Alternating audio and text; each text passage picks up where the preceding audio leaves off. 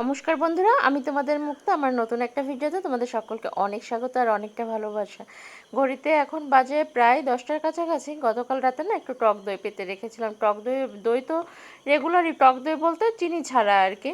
ওই হালকা একটু টক দিয়ে রেখেছিলাম। এটা দিয়ে হবে মেয়ের হেয়ার কেয়ার। আমারও করার ইচ্ছা ছিল, কিন্তু দেখলাম হলো না। লাস্ট পর্যায়ে যে আমার আর করা হয়নি, তো মেয়েকেই দিয়ে দিলাম যে ওরটাকে ভালো করে হোক।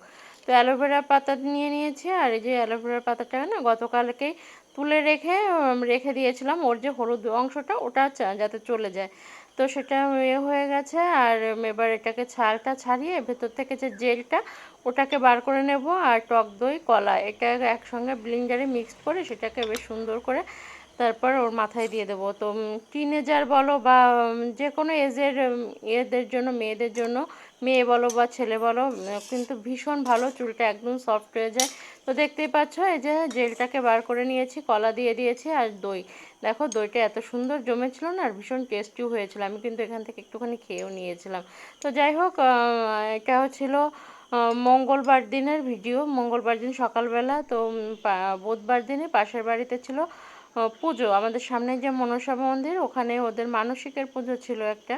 তো সেটাই ছিল পুজো। তো ওই পাশের বাড়ির যে দিদিটাও আমাকে ভীষণ ভালোবাসে, অনেক দিন আগে থেকেই বলে রেখেছিল যে মুক্তা উপোস করবা কিন্তু, আর আগের দিন নিরামিষ খাবা। তো সেইভাবেই নিরামিষটা করেছি, রান্না করেছি। আজকে রান্না করব আর কি। এটা তো সকালের ভিডিও করেছিলাম, তো রান্না বান্না সেভাবে কিছু শেয়ার করিনি। আর যেহেতু রেগুলার ভিডিও দিই না, সেহেতু অতটা চাপও থাকে না যে রেগুলার ইয়ে করতে হবে। তো যাই হোক, ওই যে দেখো মেয়েকে মাথায় কিন্তু খুব সুন্দর করে স্ক্যাল্পে একদম ঘষে ঘষে দিয়েছি। এটা দিলে পারে না তোমার ইয়ের যে কন্ডিশনার দেওয়া লাগে না, জানো তো। চুলটা এতটাই সফট হয়ে যায়, সিল্কি হয়ে যায়। আর ওর বেশ কিছুদিন ধরে চুল উঠছিল, সেটাও কিন্তু সে একদম কমে গেছে এটা দেওয়ার পর থেকে। এটা দেওয়ার পর থেকে না, এর আগে দিয়েছিলাম ওকে জবা ফুল, তারপর পেঁয়াজ, তেল, মেথি এ সমস্ত দিয়ে প্যাক করে করেই দিই। তো এই যে দেখো, এই যে রান্নাটা করছিলাম, এটা কিন্তু আমার শাশুড়ি মায়ের রেসিপি। মানে আমি বিয়ের আগে কোনোদিন কলাইয়ের ডাল খাইনি, তো এটাই উনি ভীষণ পছন্দ করতেন। আর এই শ্বশুরবাড়ি আসার পরেই খাওয়া, ওনার হাতে না, উনি দেখিয়ে বলে দিয়েছিলেন এভাবে এভাবে রান্না করো, আদা মৌরি বাটা দিয়ে। তো উনি ভীষণ পছন্দ করতেন। তো যখন এসব রান্নাগুলো করি না, তখন ওনার কথা খুব মনে পড়ে। তো ভেবেছিলাম আলু পটলের তরকারি করব, আলু ভাজা করে নেব। তো আজকে ভাবলাম যে থাক, আলু পটলটা না হয় বাদ দিয়ে একটুখানি কচি এঁচড় রান্না করি। তো গাছে আর কি এঁচড় অনেকগুলোই ধরেছে। তো সেখান থেকে ভাবলাম পাকা কাঁঠাল, মানে কাঁঠাল পেকে যাওয়া মানে বিপদ। তখন ওটাকে উদ্ধার করা যে আমার কতখানিকটা চাপের ব্যাপার হয়ে যায়, সেটা তোমাদেরকে বলে বোঝাতে পারবো না। আর এঁচড় যখন অনেকটা বড় হয়ে যায়, তখনও কিন্তু আর কি ওই একটা গোটা এঁচড় তো আর রান্না করা সম্ভব না, নষ্ট হয়। কাকে দেব, কি করব। আর যেচে কাউকে আর কি ইয়ে করাও কিন্তু বিপদ, যে কারো উপকার করতে, যে আমি কেটেছি কাউকে হাফটা দিয়ে দিলাম, তখন আবার নানান প্রশ্ন, কেন দিল, কি হয়েছিল, কি দরকার ভাই, সেজন্য যেচে কাউকে উপকার করতে যায় না। যাই হোক, ইয়ে করে নিয়েছি। এঁচড় রান্না করেছিলাম, কচি এঁচড় না, আমি এর আগে কখনো খাইনি। আমরা খাই যে ইয়ে হয়, বটি হয়ে যায় তখন। তো এই কলাইয়ের ডাল আর এঁচড় রান্না করেছিলাম, আলু ভাজা করেছিলাম, আলু ভাতে দিয়েছিলাম, সরি। আর এটা হলো নেক্সট দিনের ভিডিও। এই যে এসে গেছি তোমার, এটা ছিল পুজোর দিনের ভিডিও। তো দেখে বুঝতে পারছো পুজো বাড়িতে এসে গেছি, আর ওখানে বাজনা টাজনা এসে গেছে। এখন যেতে হবে ঠাকুর আনতে, আর এদিকে কিন্তু ভোগের রান্নাও শুরু হয়ে গেছে। সকাল থেকে রান্না বান্না শুরু হয়েছিল। তো এই যে দিদিদের বাড়িতে এসেছি, আর সকালবেলা উঠেছি অনেক সকালে ওই দিন, খুব সকালে, মানে ভোর তখন 6টাও বাজেনি, তখন থেকে উঠে কাজবাজ শুরু করেছি। যেহেতু এক বাড়িতে যেতে বলে গেছে, বারবার করে দিদি বলে গেছে, আমাকে রান্না করতেই না করেছিল, বলেছিল আমাদের ওখানেই সবাই প্রসাদ পাবে, রান্না বান্নার কোনো দরকার নেই। কিন্তু তোমার দাদাভাই যাবে কি যাবে না, যাবে তো নাই, আর প্রসাদ এনে দিলেও কি খাবে না খাবে সেটা অত কিছু ভাবনা চিন্তা ইয়ে করে তারপর ভাবলাম মাছের ঝোল ভাতটা অন্তত করে রাখি। তো ভাতটা পরে করেছিলাম, মাছের ঝোল করেছিলাম। তো করে টোরে রেখে স্নান করে তারপর ফুল টুল সব কিছু দিয়ে দিয়েছিলাম আগেই, আর তারপর গেছিলাম। তো এই যে এটুকু ক্যাপচার করেছিলাম। তো আর বেশি বকবক করবো না, রেগুলার তো আমার বকবকানি শোনো। আজকে থেকে, এখন থেকে তোমরা র র দেখতে